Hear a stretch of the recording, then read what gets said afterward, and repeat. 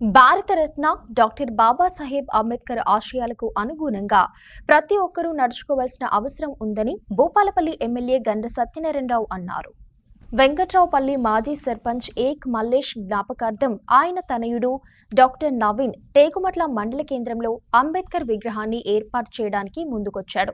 ఆదివారం జరిగిన అంబేద్కర్ విగ్రహావిష్కరణ కార్యక్రమానికి భూపాలపల్లి ఎమ్మెల్యే గండ్ర సత్యనారాయణరావు హాజరై విగ్రహాన్ని ఆవిష్కరించారు. అనంతరం అంబేద్కర్ విగ్రహానికి పూలమాల వేసి నివాళులర్పించారు. బాబాసాహెబ్ అంబేద్కర్ ఆశయాలకు అనుగుణంగా ప్రతి ఒక్కరూ నడుచుకోవాలన్నారు. ఈ కార్యక్రమంలో జెడ్పీటీసీ పులి తిరుపతి రెడ్డి, విగ్రహదాత డాక్టర్ నవీన్, కాంగ్రెస్ పార్టీ నాయకులు, కార్యకర్తలు తదితరులు పాల్గొన్నారు. డాక్టర్ బాబాసాహెబ్ అంబేద్కర్ గారి విగ్రహము ఈరోజు టేకుమట్ల మండల కేంద్రంలో డాక్టర్ నవీన్ ఈరోజు విగ్రహదాతగా ఉండి ఈరోజు ప్రారంభోత్సవానికి ఆహ్వానించినటువంటి మీ అందరికి కూడా మనస్ఫూర్తిగా ధన్యవాదాలు తెలియజేస్తూ, అది ఈరోజు బాబాసాహెబ్ అంబేద్కర్ గారి ఆశయాలను, వారి సిద్ధాంతాలను ఈరోజు ఆయన న్యాయశాఖ మంత్రిగా లోకసభలో ఉండి ఈరోజు రాజ్యాంగాన్ని ఈరోజు ఎస్సీ, ఎస్టీ, బీసీలకు రిజర్వేషన్ కల్పించినటువంటి గొప్ప మహనీయుడు మరి డాక్టర్ బాబాసాహెబ్ అంబేద్కర్.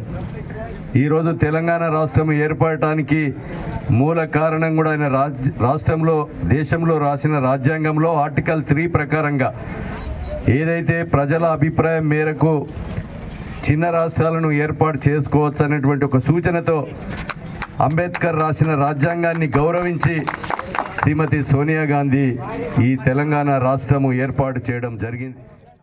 ఈ రోజు వరకు కూడా రిజర్వేషన్స్ ఉన్నాయంటే ఆ రోజు ఆయన చదువుకున్న రోజుల్లో, బాల్యంలో బడికి పోయే రోజుల్లో ఎలాంటి కుల వివక్షకు గురై తర్వాత అన్నిటికీ ఆర్థికంగా ఆయన ఎట్లాంటి ఇబ్బందులు ఎదుర్కొని చదువుకున్నాడో ఆ కమ్యూనిటీ అందరినీ దృష్టిలో పెట్టుకొని ఆ రాజ్యాంగం 2 సంవత్సరాలు దాదాపు కష్టపడి రాజ్యాంగాన్ని రాసించినట్టు వ్యక్తి, గొప్ప మహనీయుడు. వాళ్ళందరినీ కూడా ఆ చట్టానికి లోబడి అందరం ఉన్నాం. ఒక దళితులే కాదు, మేము కూడా అందరూ గౌరవిస్తూ ఉన్నారు.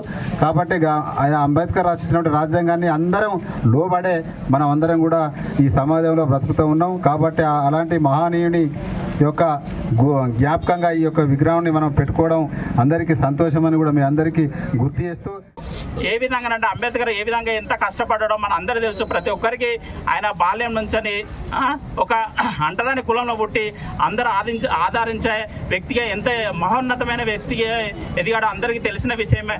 ఆయనను ఆదర్శంగా తీసుకొని ఆయన విగ్రహం చూసినప్పుడల్లా మనకు ఒకటే గుర్తు రావాలి.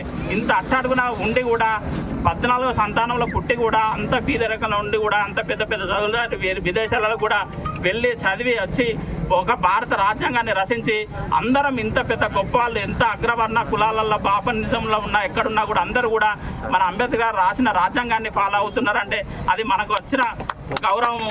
ఆ గౌరవాన్ని మనం నిలుపుకొని మనం ఒక ఆత్మ స్థైర్యంతో ముందుకు సాగాలని కోరుకుంటూ